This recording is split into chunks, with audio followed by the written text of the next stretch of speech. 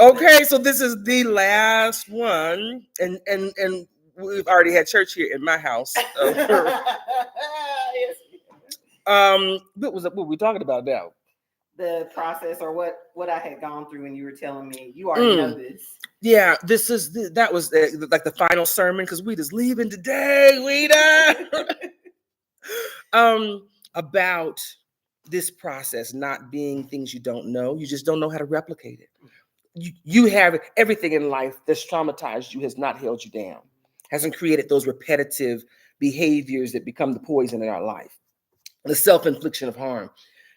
But we don't know. And you were sharing an incident, and I said to you, that's social tech. You did it without understanding, so you couldn't replicate it. And like we talked about nature and this really being the process that's very organic, if you will. But it mimics what we already know, what we already feel. Like it's your feelings. Your feelings, you know when something don't feel good. Whether you recognize it, whether you've suppressed it, it's like having to go to the bathroom and you wait too long because you're doing something and then you got to rush.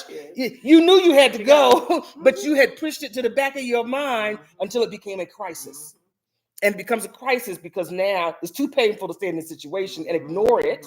I now have to address this situation, or I'm gonna have a bigger crisis in my life.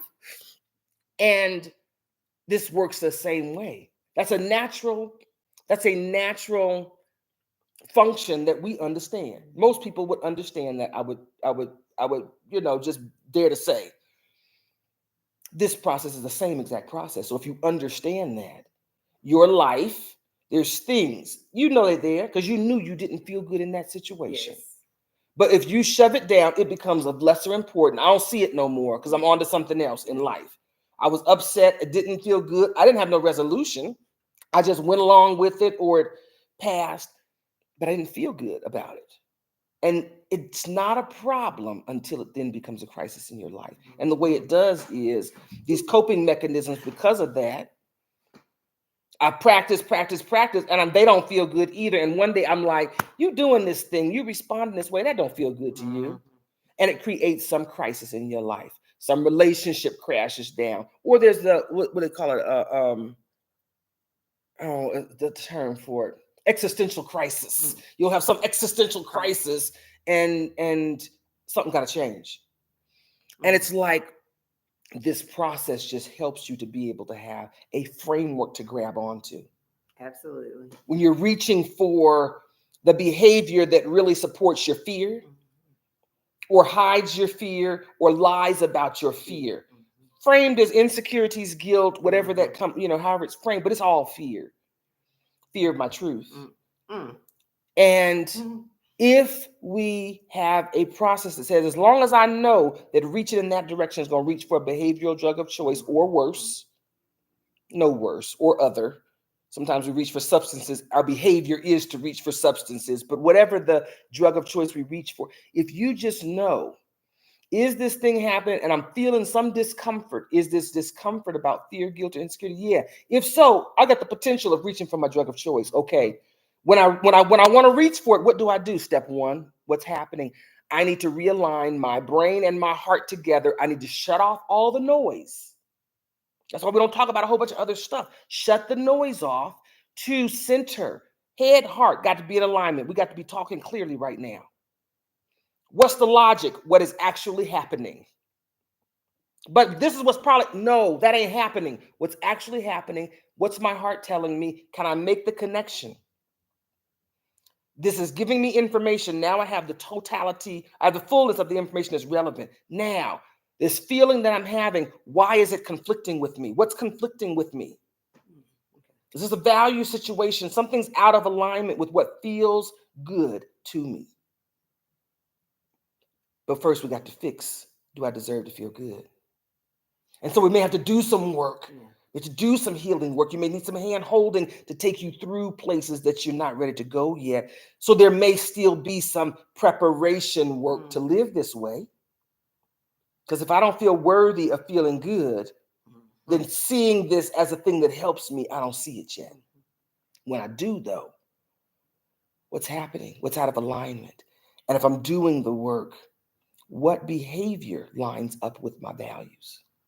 Is there any behavior, any choice I can make now on how to move that's going to line up with my values? Because at least that behavior won't traumatize me. If I'm honest, what's the behavior that would feel good to me right now? Does that behavior conflict with any values? No. I don't want to be here. Leave. Does leaving conflict with your values? No. I can be wherever I want to be. I can do whatever I want to do. I'm grown up. That's the authority I've been given. If that's the case, act that way. But it's uncomfortable. Act that way because it ain't going to traumatize you. You be uncomfortable and not traumatized is the better option. It's not perfect. I want to do it and not feel nothing. Get back to my balance of homeostasis. I want to be at that zen. But the worst case is to do something and it traumatizes you. Doing it and I'm uncomfortable, but it doesn't traumatize me is progress. But it's uncomfortable, but it's progress because we ain't traumatizing ourselves. If I'm lying about what I want, how I feel, I'm creating more trauma in this situation that already I'm being signaled might be traumatizing. And so it's being able to say, but I need a process. give me a lifeline. Yes. It's not that I didn't do this already, because there's some situations where you can. They're not as emotionally charged, or they're outright blatant violations with what you believe. Those are the easier ones to get through because I know you're wrong. What you're doing is wrong. I don't believe none of that. You're wrong. It's the ones that's more subtle. It's the ones that's ego is kind of subtle.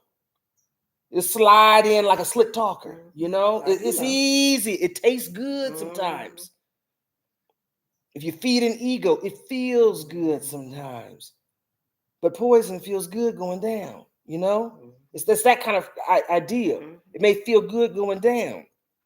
And so it's saying, if you learn this process, on the times that you can't just run off pure intuition, my inner Shana now is in line with my mind and we just clicking. The more and more you use this, the more and more you have a lifeline. And the more you practice something, it then becomes part of like your muscle memory, your emotional muscle memory, your mental muscle memory. You're immediately saying, if my emotions are tapping me on my shoulder, I listen. What are you telling me? It tells you to open your eyes. What's happening right here? Something's not in good alignment with you right now. Is it me or is it them? Let me see what values are being triggered right now for me to pay attention to. Oh, this value that I'm seeing the behavior of. Now, the person may believe something differently, but what they're capable of living right now is fact and relevant. This doesn't line up with me. Now, what do you need to do? Well, am I responsible for this situation? I'm responsible for me in this situation. What do I need to do so that I'm okay?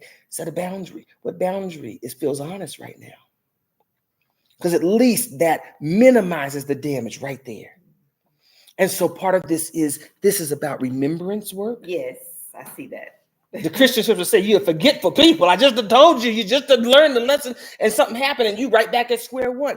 This is about going to all the times in your life where it did work and you brought up that example because I wanted you to see that because you'll find other places now in your life. I did it. Go back. What did I do? My inner Shana said something made them good about this and I trusted it. And then I looked to see what was happening and I realized where we were out of alignment and I went on about my business.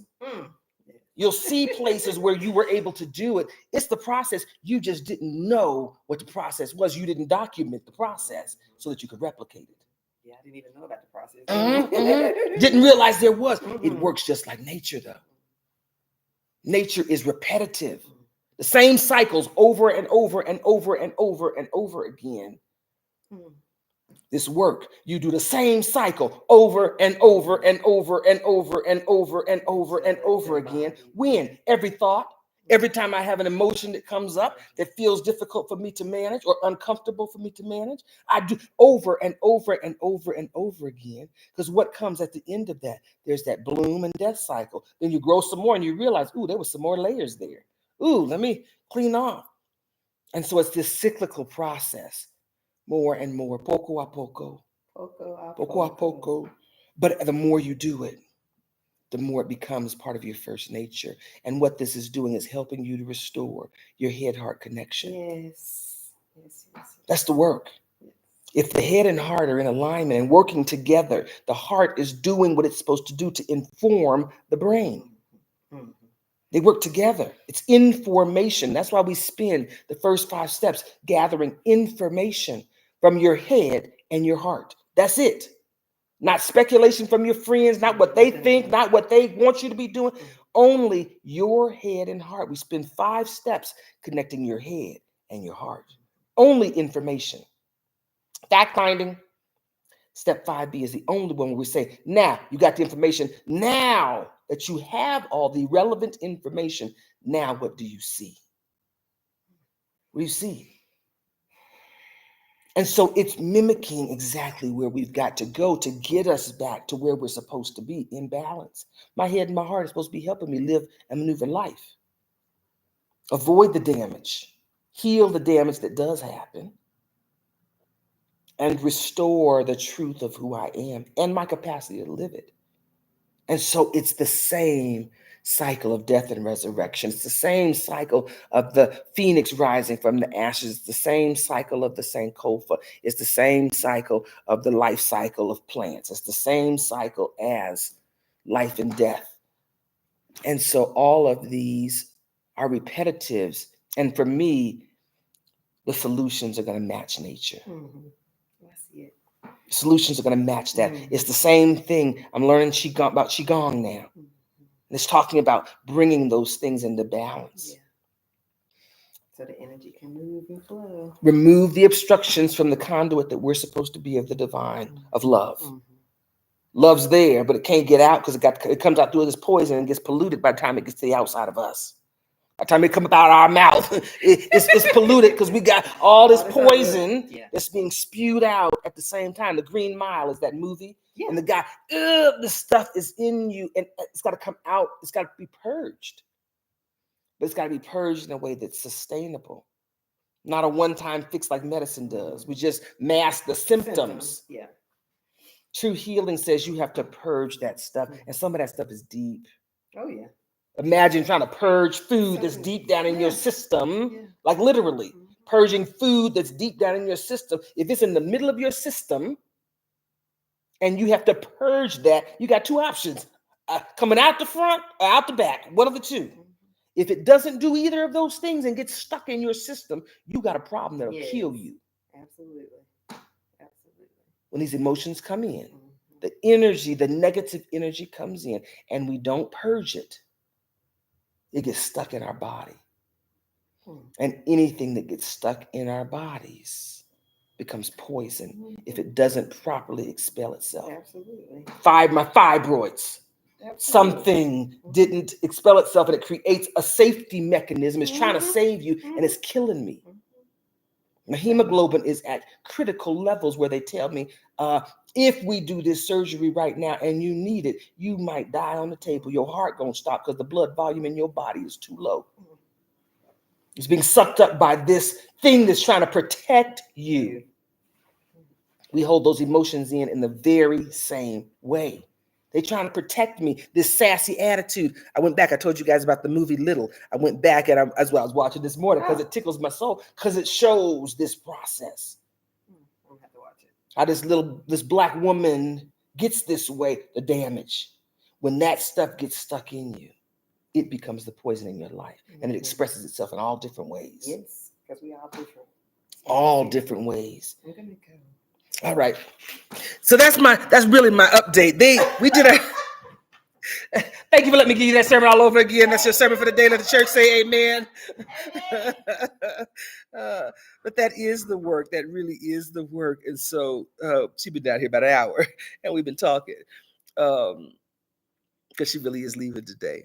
Update yesterday. That really probably is the best culmination of what this month has been about really helping them reconnect. And so yesterday was our final 5B. And like I was just saying, that's the part that you really begin speaking to yourself to process what's happening. But it's after we have all the facts. It's going back and reprocessing these events from a much clearer much more honest vantage point. And the ladies are going home with these tools. They're going home with having practiced the use of these tools, um, not just in play, but like let's take real life situations. Because if it's a solution, it's a solution. It's got to work. Can you go through this process and be able to do the reconnection so that you're able to resolve the hurt, the harm? Finally, put away those drugs of choice that you needed to protect those areas that had not been healed. And that really is the work. Um, the work is having solutions that help us get free, help us remove the fear and the guilt and the insecurities, not pretend to not be in fear, not pretend I've been eating breakfast number one this morning. I see it in my teeth, in the camera. Things that I don't care enough about to fix. But to really be able to see how to untwist our lives. That's it. Untwist our lives. We're carrying so many burdens because we haven't perhaps known how to untwist ourselves from how we've gotten off track, how we've gotten away from love for ourselves, for others. Good morning, Mayor Ohio. It just, you feel it when life don't feel good to you. It's that when you get real honest, after you stop faking it, after you stop pretending that the costumes are real, there's a whole lot of parts of life that, may not feel good. And it's saying, I don't want to feel bad about life. I don't want to feel bad about getting up. I don't want to feel bad about the things I do in life, period. And it's how do we get to that place where life feels good? You lift the burdens. But if you want it to stay sustainable, if you want it to continue and not just be a temporary thrill, you got to heal it. And so it's not the quick fix. It says it's going to take some energy. But I think one of the ladies the past couple of days said it's going to take energy to do what you're doing. It's already hard. You already doing it. You're already spending the energy. You might as well, if you got to spend that energy, spend it doing what's going to actually set you free. If life is hard and don't feel good already, well, you can do a little more feel good, not feel good, and heal.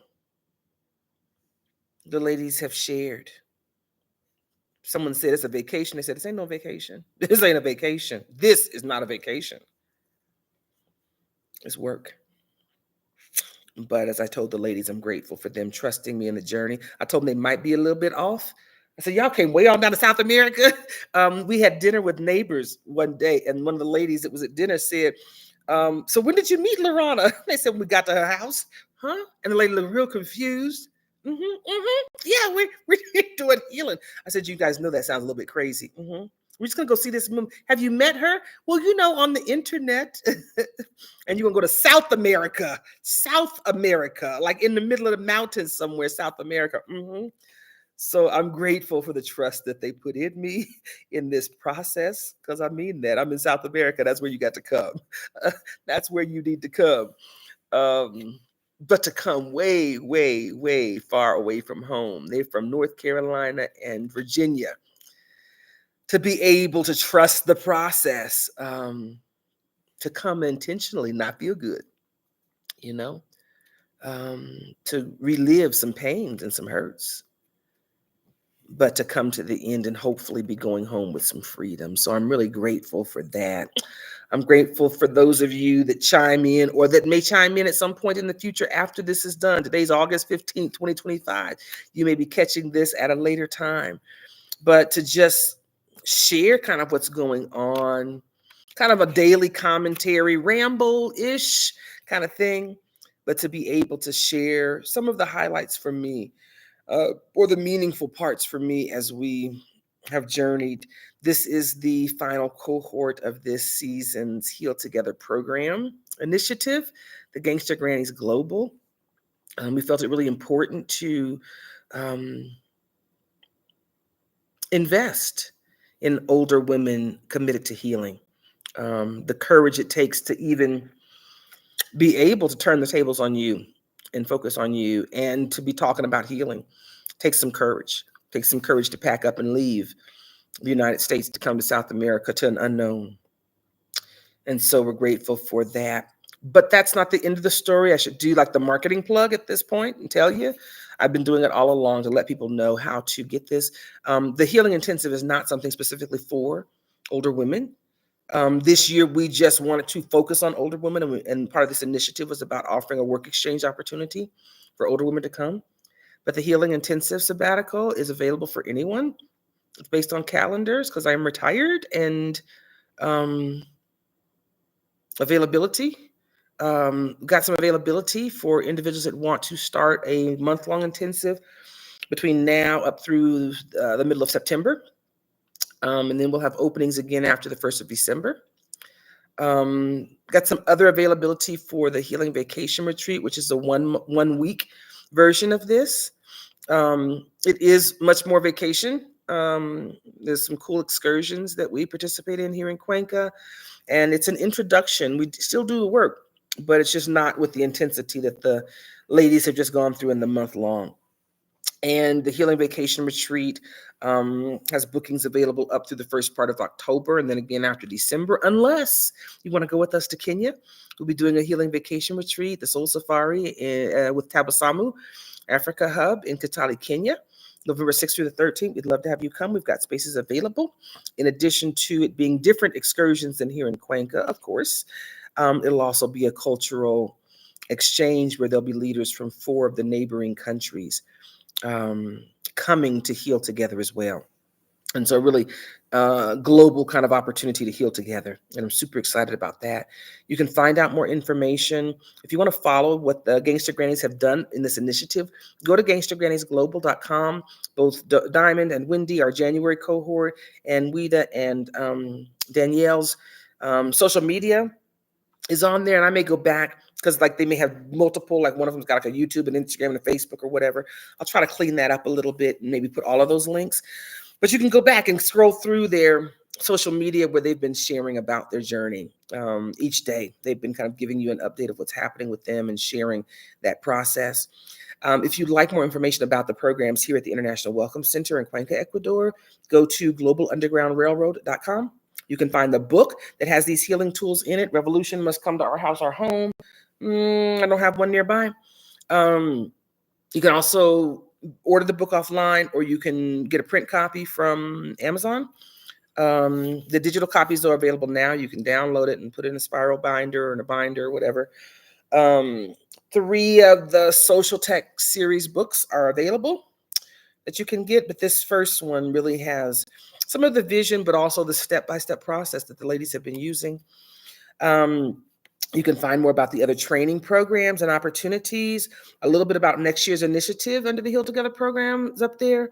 There'll be 2 main initiatives that we'll be working on for the next season, starting next month. And that's the Umbrella House program and the Healers Who Heal Together. So if you're a healer or work in that space or feel called to work in the space of healing, any kind of healing modality, and there's some programming that will really work to support you in learning some of these tools as well. So, and then if you're interested in the bigger picture, some of the overarching, the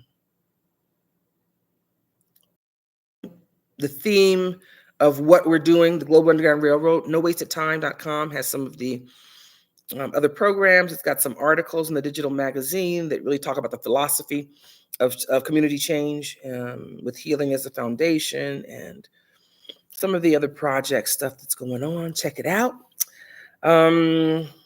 Reach out if you're interested in knowing more about healing. Get started. I got free videos online that you can go to and, go through the steps that these ladies have been going through. Take a situation in your life and go through the steps.